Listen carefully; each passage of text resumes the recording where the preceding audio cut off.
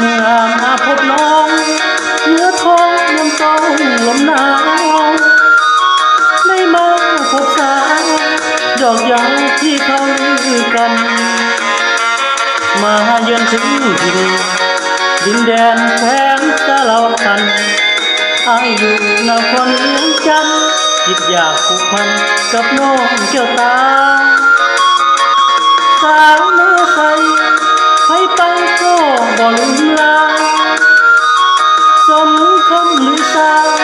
เมื่อได้มาพบน้องคนดีลูกหลานองค์แก้วโตสมแล้วที่เป็นสตรีนับว่าไอ้คนโชคดีได้พบนาลีที่งามจึงจะดี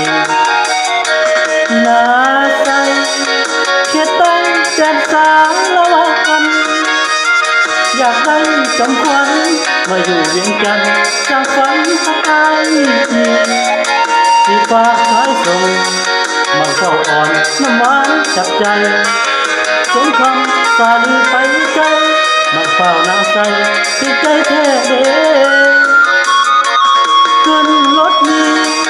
อยากลาน้องสาวเนื้อใสขอห่างเพียงกายแต่หัวใจฝากไว้กับนางฟังคนบุญส่งคงได้สมปรารถนามาอยู่เป็นผู้ชีวาให้ปรารถนาน้องสาวนาใส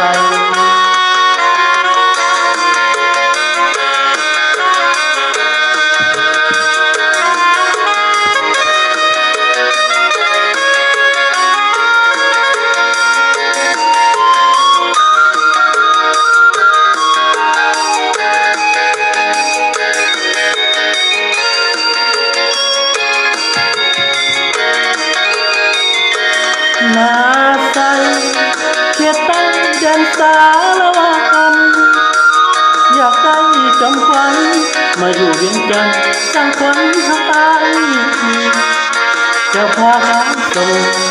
มาเข้าอ่อนน้ำหวานจับใจสมคำสาลีไปไกลมังเฝ้านาใสติดใจแท้เด้ขึ้นรถดีจากลาน้องสาวเนื้อใสขอห่างเพียงกายแต่หัวใจฝากไว้กับนางคนมุ่งส่งคงได้สมปรารถนามาอยู่เป็นผู้ชีวา